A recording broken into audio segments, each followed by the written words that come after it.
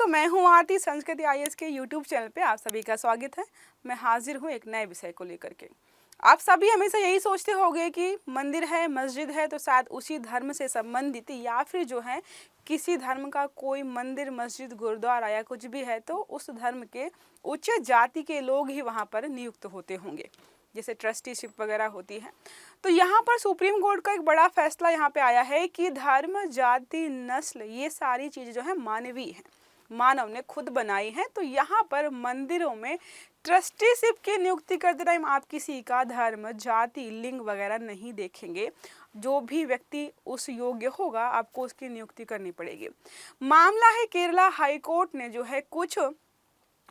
है ट्रस्टियों की नियुक्ति को खारिज कर दिया, फिर दोबारा से नियुक्तियों का प्रस्ताव दिया। तो व्यक्तियों ने कुछ यहाँ पर याचिका दायर की जिनको वहां से पद से हटाया गया था। उन्होंने अपनी नियुक्ति को हटाने के ऊपर जो है यहाँ पे याचिका दायर की, साथ में जो नए ट्रस्टी यहाँ पे नियुक्त किए गए उस पर भी सवाल उठाए, क्योंकि जो मंदिर है वो जो उसके नियम कानून है उसके तहत जो है उन दो व्यक्तियों की नियुक्ति नहीं हो सकती थी। ये सारा समझाऊंगी वाकया में क्या है। तो नस्ल, धर्म, जाति और भाषा के आधार पर जो है ये जो भी चीज़ें हैं मानवीय हैं। जाहिर सी बात है, भगवान ने सबको एक जैसा बनाया है। ये सारी चीज़ें इंसानों ने डिसाइड की हैं कि ये धर्म है, ये जाति है, ये भाषा है और जो है ये श्रेष्ठ है, ये जो है श्रेष्ठ नहीं है। तो इस सब को यहाँ पर खंडित किया गया है। अब ना जाति पता चलेगी और ना धर्म। सुप्रीम कोर्ट ने यहाँ पे बहुत बड़ा ऐतिहासिक फैसला किया है।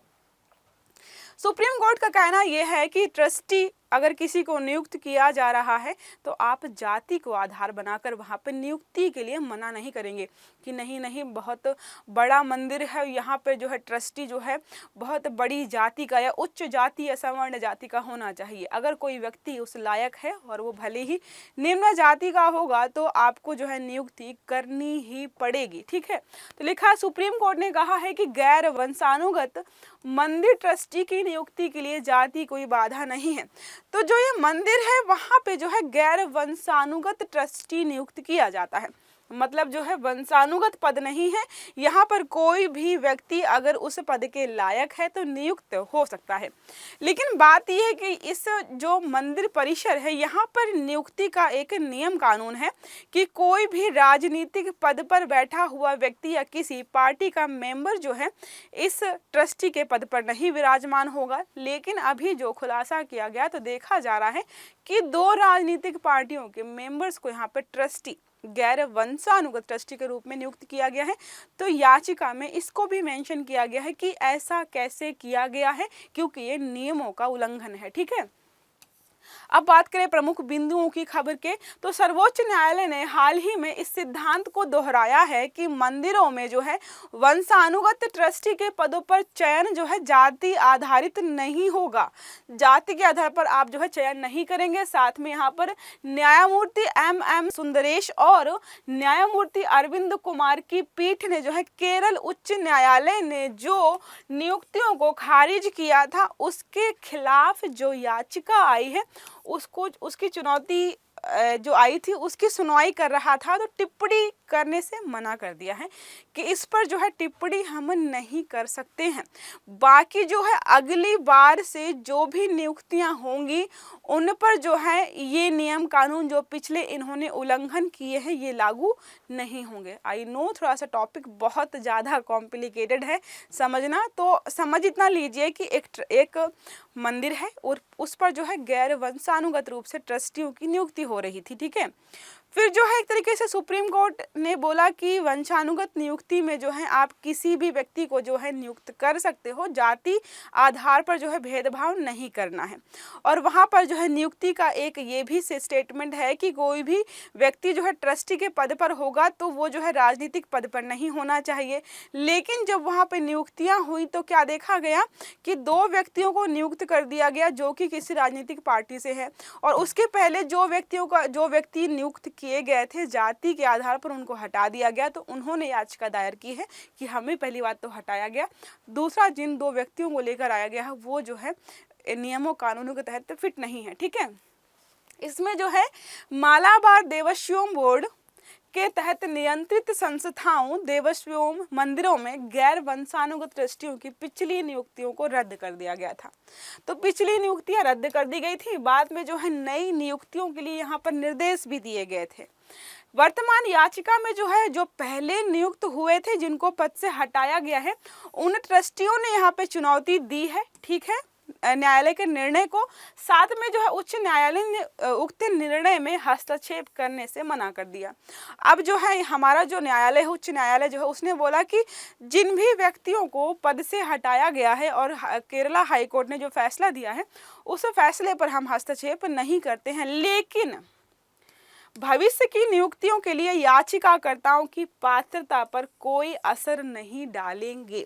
लेकिन फ्यूचर में जो है उन्होंने बोला है कि जो भी व्यक्ति जो पात्र होंगे, इस पर उसको जो है व्यक्तियों को यहाँ पर नियुक्त किया जाएगा। बर्खास्तगी पर जो भी बर्खास्त किए गए थे लोग, वर्तमान याचिकाकर्ताओं की ओर से उपस्थित वरिष्ठ अधिवक्ता वकील जो है पीवी दिनेश ने प्रस्तुत किया कि चयन प्रक्रिया में पिछड़े वर्गों के व्यक्तियों पर विचार नहीं किया जाना चाहिए। इन्होंने क्या बोला अपनी याचिका में? इन्होंने बोला कि अगर कोई पिछड़ी जाति का व्यक्ति है, उसके चयन को लेकर यहाँ पे विचार ही नहीं किया जाना चाहिए। पर न्यायालय ने कहा कि गैर वंशानुगत ट्रस्टियों के चयन में जाति बाधा नहीं बन सकती। याचिकाकर्ता बोल रहे हैं कि अगर व्यक्ति निम्न जाति का है तो उसको जो है पद पे रखने के लिए जो है विचार ही नहीं करना चाहिए, मतलब उसको जो है अलग ही कर दो। तो यहाँ पे सुप्रीम कोर्ट ने बोला कि जाति के आधार पर यहाँ पर चयन प्रक्रिया बाधित नहीं होगी। कोई भी व्यक्ति किसी भी जाति का हो यहाँ पर हो सकता है, अगर वो फिट है तो, ठीक है। और आदेश में क्या कहा है सुप्रीम कोर्ट ने? हम ये स्पष्ट करते हैं कि ईश्वर ने नस्ल, धर्म, जाति और भाषा के आधार पर कोई भेदभाव नहीं किया है। ये सारी मानवीय क्रियाएं हैं, मानव ने रचित की हैं, इसलिए जो है हम यहाँ पर भेदभाव नहीं कर सकते हैं। और जो भी गैर वंशानुगत ट्रस्टी बनेगा, उस पर जो हम यहाँ पर सवाल नहीं उठाएंगे कि वो किस जाति या धर्म का है। अब यहाँ पर आते हैं पृष्ठभूमि पर। समझा तो फिलहाल दिया है मैंने, फिर भी आपको समझ में नहीं आ रहा होगा कि ये मंदिर क्या है, देवस्व भूमि क्या है, कैसे काम करता है। तो केरल उच्च न्यायालय श्री वैराम कोड भगवती देवस्वम के एक भक्त द्वारा दायर याचिका में विचार कर रहा था, जिसमें कि एमबीडी के आयुक्त द्वारा गैर वंशानुगत ट्रस्टियों की नियुक्तियों को रद्द करने तथा निष्पक्ष और पारदर्शी तरीके से नई नियुक्तियों के निर्देश देने की मांग की गई। तो इसमें जो है मांग यही की गई थी कि जिन व्यक्तियों को नियुक्त किया गया है उनको आप पद से हटा दीजिए, और जो नए होंगे पदों पर नियुक्त किए जाएंगे उनकी नियुक्ति प्रक्रिया को थोड़ा पारदर्शी रखिए, ताकि हमें पता रहे कि आप किस आधार पर नियुक्ति कर रहे हो और किसी को मना किस आधार पर कर रहे हो, ठीक है। याचिकाकर्ता ने उच्च न्यायालय के समक्ष तर्क दिया है कि उन नियुक्तियों उच्च न्यायालय के पिछले आदेशों का उल्लंघन करके हुई है, जिसमें ये बोला गया था कि कोई भी व्यक्ति अगर किसी भी राजनीतिक पद पर है तो उसको जो है ये पद नहीं दिया जाएगा, लेकिन दो व्यक्तियों को यहाँ पे दिया गया है। तो उन्होंने यही बोला कि कुछ नियमों का उल्लंघन किया गया है, तो पारदर्शी प्रक्रिया होनी चाहिए। ये याचिकाकर्ता की गुहार है, ठीक है। अब यहाँ पर आते हैं हम मालाबार देवस्थान बोर्ड के बारे में कि जो नियुक्तियां कर रहा है। मंदिरों के ट्रस्टियों की नियुक्ति के लिए एक बोर्ड बना हुआ है और बोर्ड पे ही सवाल उठाए गए थे। अब बोर्ड ने ही जब अगर गलत फैसला दिया तो बोर्ड के पास तो जाएंगे नहीं, केरला हाईकोर्ट के पास गए, लेकिन उन्होंने जो है पक्ष में दिया फैसला। फिर सुप्रीम कोर्ट के पास यहाँ पर गए हैं, जो कि हाई कोर्ट ने या केरला हाई कोर्ट ने फैसला दिया था। तो इस बोर्ड के बारे में अगर देखें तो लिखा है मालाबार देवस्थान बोर्ड एक वैधानिक और स्वतंत्र निकाय है, जिसे दक्षिण मालाबार और उत्तर मालाबार में लगभग 1340 मंदिरों का संचालन करने और प्रबंधित करने के लिए बनाया गया है। तो ये नया नहीं है, पुराना है। पहले जब अंग्रेज नहीं आए थे देश में, तो पहले जो है व्यक्ति जो आपस में मतलब एक तरीके से लोकल लोग मिलकर के सारे अलग अलग मंदिरों का संचालन करते थे। फिर ऐसा हुआ कि कहीं जाति के आधार पर भेदभाव हो रहा है, कहीं भाषा के आधार पर भेदभाव हो रहा है। अंग्रेज आए, उन्होंने नियम कानून चेंज कर दिए। फिर धीरे धीरे क्या किया, उन्होंने सारा अपने अंदर ले लिया, मतलब सारा अपने अंडर कंट्रोल ले लिया। तो ये सारा एक तरीके से विकास क्रम रहा है इसका। और आज हम देख ही रहे हैं कि वो अपना चयन प्रक्रिया का उन्होंने अपने नियम कानून बना रखे हैं। बोर्ड अपने वर्तमान स्वरूप में 2 अक्टूबर 2008 को आया। 2 अक्टूबर 2008 को जो हम अभी देख रहे हैं तब आया है। इसके पहले नियम कानून कुछ अलग तरीके से काम करते थे, ठीक है। पहले ब्रिटिश काल के दौरान क्या था, मंदिर प्रबंधन शहर के स्थानीय सदस्यों के पास था। तो पहले क्या था, स्थानीय मेंबर्स होते थे, वो एक समिट बनाते थे, वो सब कुछ देखते थे, ठीक है। लेकिन अब क्या कर दिया गया है, पूरे जितने भी 13 समथिंग मंदिर हैं पूरे मालाबार वाले क्षेत्र के, उन सबको एक ही संस्थान के अंतर्गत रखा है कि कोई भी नियुक्ति होगी तो वही सब डिसाइड करेंगे। पहले क्या था, अलग अलग क्षेत्रों के लिए अलग अलग यहाँ पे समितियां बनी हुई थी, ठीक है।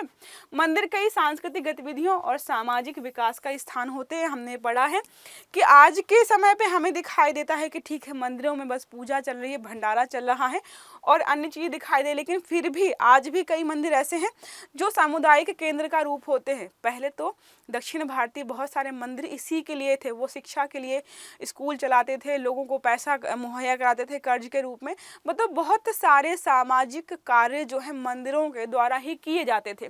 इसलिए जो है उनके पास फंड धनराशि भी अच्छी खासी मात्रा में होती थी, एक तरीके से बैंक के रूप में काम करते थे, ठीक है। उत्तर केरल के अधिकांश मंदिरों पर सामंती पृष्ठभूमि वाले कुलीन परिवारों का नियंत्रण था पहले, ठीक है। 1817 में मद्रास विनियम अधिनियम के पारित होने के साथ ही मंदिरों को ईस्ट इंडिया कंपनी और एक कारपोरेट संगठन के रूप में नियंत्रण में लाया गया। तो 1817 में क्या हुआ, इन्होंने जो है ईस्ट इंडिया ने क्या किया, अपने कंट्रोल में ले लिया। इसके पहले बड़े बड़े सामंती लोग जो मतलब तरीके से सामंत थे वो ही उसको चलाते थे।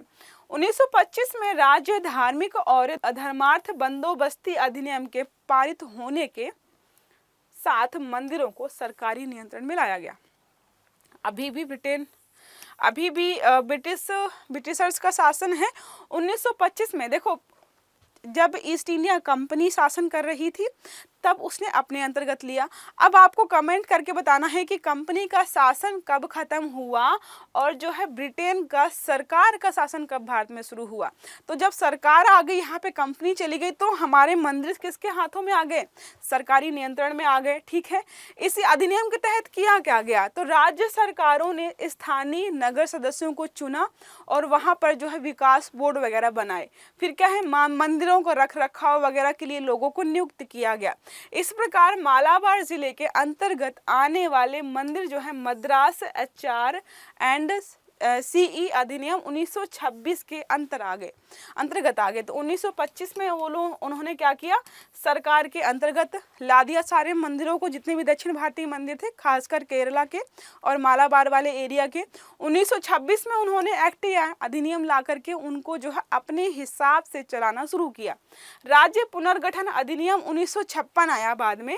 मद्रास एचआर एंड सीई अधिनियम 1926 द्वारा शासित लक्षद्वीप को छोड़कर और दक्षिण केनरा के कासरगोड तालुक सहित पूर्ववर्ती मालाबारी जिले के मंदिर केरल सरकार के नियंत्रण में आ गए। अब यहाँ पर जब भारत आज़ाद हो गया तो राज्य पुनर्गठन अधिनियम आया 1956 में। तो जितने भी इस 1926 के अधिनियम के तहत जितने भी मंदिर इसके अंतर्गत आते थे, बस मात्र यहाँ पर किसको छोड़ करके, लक्षद्वीप को छोड़ करके जो वहाँ पर है, बाकी सारे जो है यहाँ पर इस नियम कानून के तहत आने लगे, जिसके बारे में हम अब पढ़ रहे थे। और 2008 तक होते होते पूरे मंदिर जो भी उस एरिया के हैं सारे ही इस नियम कानून के तहत जो है अधिनियमित किए जा रहे हैं। वहाँ पे कब किसकी नियुक्ति होगी, मंदिर का संचालन प्रबंधन कैसे किया जाएगा, वहाँ पे एक अलग बोर्ड है जो कि चला रहा है, ठीक है। और उसी पे नियुक्तियों को लेकर यहाँ पे सवाल किए गए हैं कि यहाँ पर जो है गैर वंशानुगत नियुक्तियों में थोड़ा सा गड़बड़ किया गया है और साथ में जिनको पदों से हटाया गया था उनके द्वारा भी यहाँ पर सवाल उठाए गए हैं। तो सुप्रीम कोर्ट ने बोला है कि जाति है, भाषा है, नस्ल के आधार पर जो है आप भेदभाव नहीं करेंगे। अब हमारा प्रश्न है इसी आर्टिकल से, देखते हैं किसने जो है बहुत ध्यान से सुना है, पीछे जा करके वीडियो बैक करके नहीं देखना है, याद करके बताना है, ठीक है। भारत के राज्यों और केंद्र शासित प्रदेशों की सीमाओं को बदलने और उन्हें भाषा के आधार पर व्यवस्थित करने के लिए राज्य पुनर्गठन अधिनियम जो है कब बनाया गया था। अभी बताया था मैंने केरला 1926, उसके बाद बताया है, कमेंट बताना है, कमेंट बॉक्स में बताना है आपको 1947, 1952, 1956 या 1960। तो जो भी उत्तर सही है आप प्लीज़ कमेंट बॉक्स में बताइएगा, ताकि मुझे पता रहे कि वीडियो जो है लास्ट तक देखा गया है। ठीक है, तो ये रहा हमारा आज का टॉपिक। आई होप आपको समझ में आया होगा। अगर क्लास अच्छी लगी है तो लाइक करिएगा, चैनल को सब्सक्राइब करना मत भूलिएगा, बेल आइकन दबा के रखिएगा ताकि सारे वीडियो जो है टाइम से मिले आपको। अच्छे से पढ़िएगा। Have a good day. Thank you.